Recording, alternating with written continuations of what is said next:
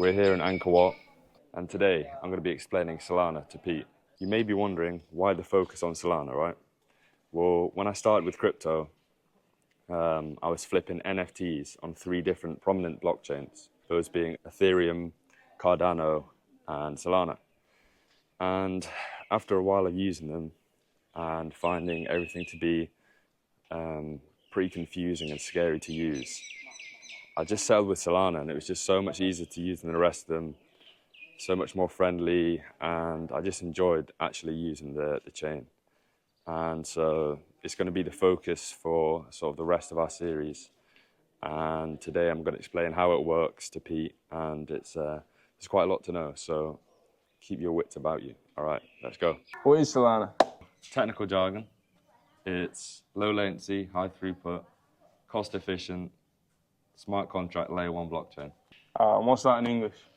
So in normal terms, it's a blockchain that's fast, cheap, uses smart contracts, and uses proof of stake.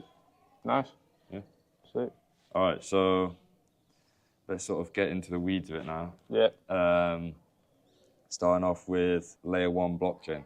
When we talked about Bitcoin in the first episode, Yeah.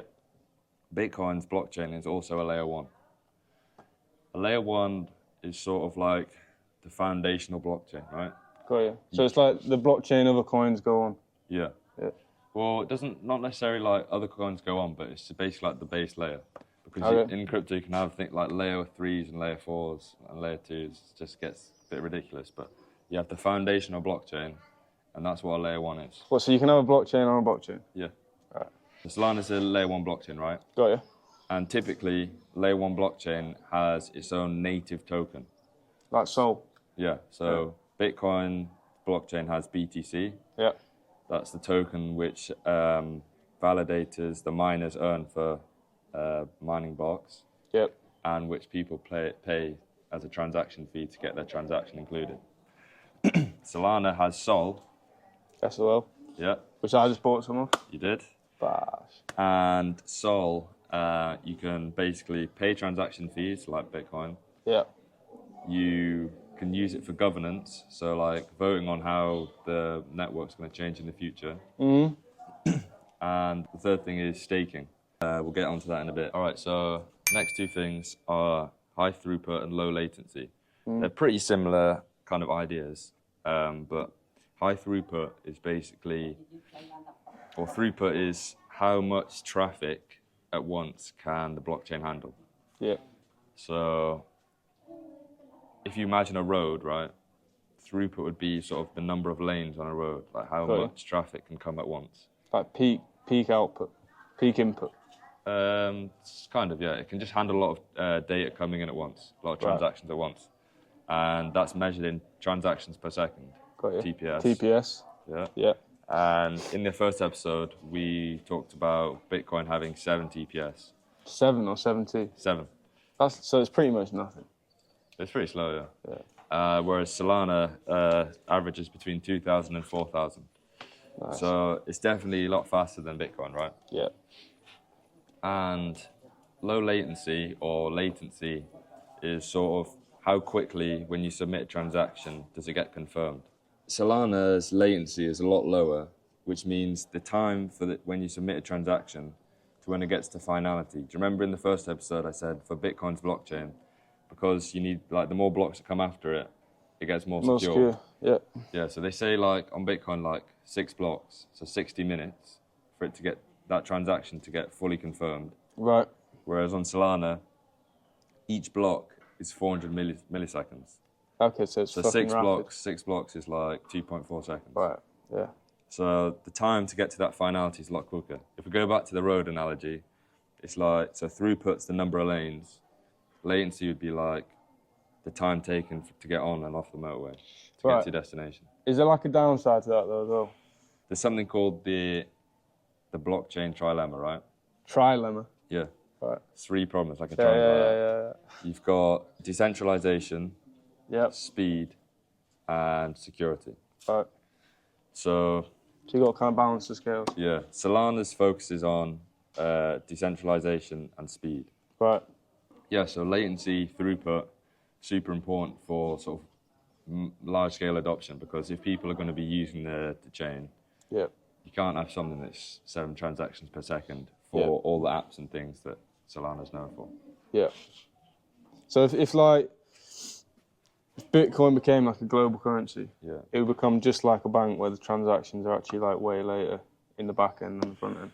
Yeah, you could probably, I mean... If it stayed how it is now. Yeah, it's probably more of like a store of value rather than like using different apps and platforms that Solana's known for. Yeah. Next thing is proof of stake.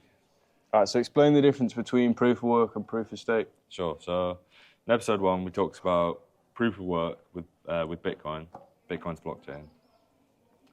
And with proof of work, the miners, they have to solve this problem. Yep, the hash. Yeah, hash problem. And whoever finishes that problem first is then like responsible for building the next block in the blockchain, and then everyone sort of confirms that that's a valid block and it gets added in the chain. Yeah. With proof of stake, the validators, so those running the network, same people as the miners, they have to put up quite a large amount of Solana, Sol tokens. Right. So they put that in what's known as an escrow.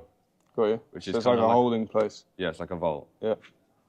So they lock up their tokens in that, and then randomly, the algorithm decides, it's also weighted based on how much stake you put up. Okay. But it's still random. Will decide who's going to be the block leader for 4 blocks. Right.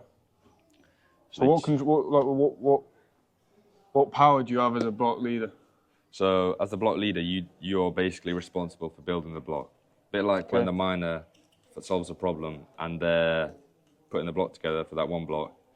When you're the leader, you're responsible for 4 consecutive blocks, and you're taking all the transactions that people are submitting on the blockchain, bundling them into a block, and adding them onto the chain. As a block leader, do you have like a certain amount of responsibility or not really? Well, yeah, because you're bundling the transactions together, and basically, once you've put your 4 blocks together, or each block, then all the other validators who aren't leading, they basically vote. They say whether or not that block's valid. Yep.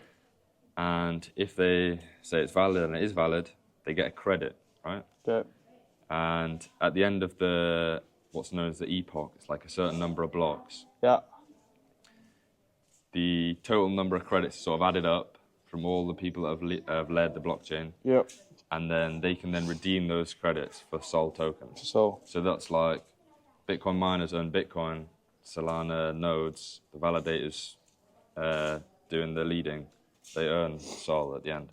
But surely, like, they must need to have so many validators if there's how many new blocks a second. I think there's about 2,000 validators on Solana. So it's like a core group, or can you sign up to be a validator? Anyone can do it. You just have to have the hardware requirements and put up enough Sol. Okay. Also, with proof of stake, so there's the incentive to earn rewards because you get Sol at the end. Yeah. There's also a disincentive. So if you vote incorrectly, so they take the Sol you put in the vault. Yeah, it's called slashing. They don't take all of it, but they'll take some of it. Right. So basically, how can you tell if a block's valid though? What if you just didn't know? So things like if your account or your wallet sent me something, or like you didn't have money in your wallet, but there was a transaction saying Pete sent Silas to Solana. Yeah. Couldn't happen. So if that transaction was included in the block. So in their set of 4 blocks, they're kind of scanning it to see if anything's gone weird in it. Yeah, basically. Yeah. And yeah, that's pretty much proof of stake. Nice. Proof of stake in one sentence is pretty much a group of people putting money in a holding zone as kind of collateral. Yeah. Then judging whether the block leader's blocks are valid or not. And if they are, they get a token which they can change into Sol. Yeah. Right.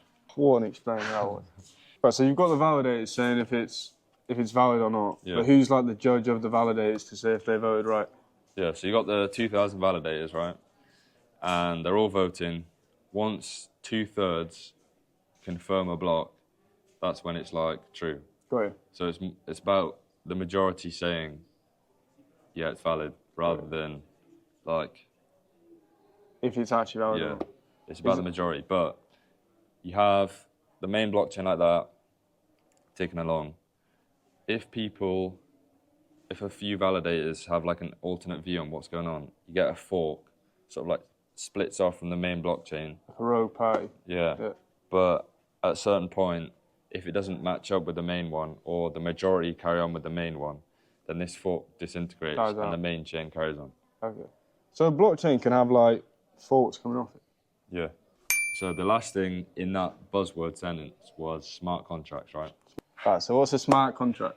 So smart contract is basically a program that exists on the blockchain that's self-executing, and when certain conditions are met, it automatically runs. Got you. So it could be like, you know how you get a vending machine, right? Yep. You want, I don't know, Kit Kat out of the vending machine. You put in your money, Yep. and then out comes your snack. Got It's you. not like you've had to have any human interaction. And that's kind of, that's kind of the whole idea with the smart contracts. Like, instead of interacting with people or companies like you would traditionally to get things done, you're interacting with code and math that exists on the blockchain. Right, so you said what a smart contract is. It's like an Yeah. automated process. But where does that actually tie into Solana? What's it got to do with it? So we've been comparing Bitcoin and Solana throughout this episode and the first one. Bitcoin, on its blockchain, it can only have BTC as the token that sort of moves around on it, right? Solana, as a smart contract blockchain, you can have all sorts of different things built on top of it. So you can have stable coins, which are tokens that hold their dollar. Yep. Hold their value, they're pegged to the dollar. Yep. You can have NFTs. Everyone's heard of NFTs. You can have meme coins. You can basically like tokenize any real-world asset, so property, commodities, etc. You can also have apps like Jupiter, which we've used, Yep. which you can swap between tokens. There's DeFi, where you can borrow tokens, you can lend tokens, you can trade derivatives. Smart contracts basically enable the use cases and the apps built on the blockchain. All right, so that wraps up episode 4, What is Solana? In the coming episodes, I'll explain more about what Solana has to offer, the apps, the communities that use it, and really give you a full understanding of what Solana really is about. If you have any further questions, I've been writing written guides on each video, so check them out. The link's in the description or in our bio. See you in episode 5.